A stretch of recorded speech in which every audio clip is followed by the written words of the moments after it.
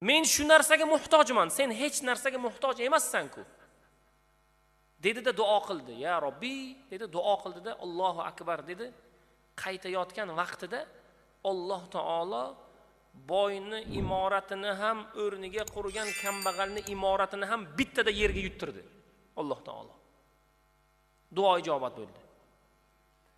Olimlarimiz nima dedilar? Agar duo qilinganda Ixlos surasi o'qilinib 1 martami, 3 martami o'qilinib duo qilsa, u duolar ijobat bo'ladi. Birovga bir haqdormiz. Birov bir ilinjimiz bor. Allohdan bir narsa so'rayapmiz. Birodar, avval nima qilinadi? Bozordan bir narsa sotib olish uchun nima qilinadi? Avval puli to'lanadi. Undan keyin narsa olinadi.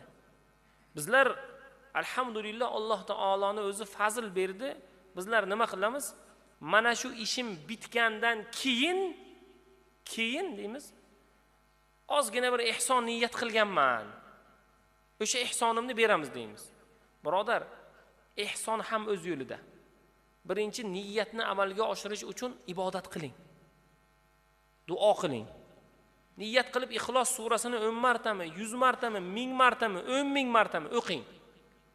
Undan keyin Alloh taolodan mana shu ism va sifatlarini, mana shunday buyukligini, mana shunday azamatini o'rtaga qo'yib so'rang. Alloh taolo duolaringizni ijobat qiladi. Alloh taoloning o'zi fazl beradi.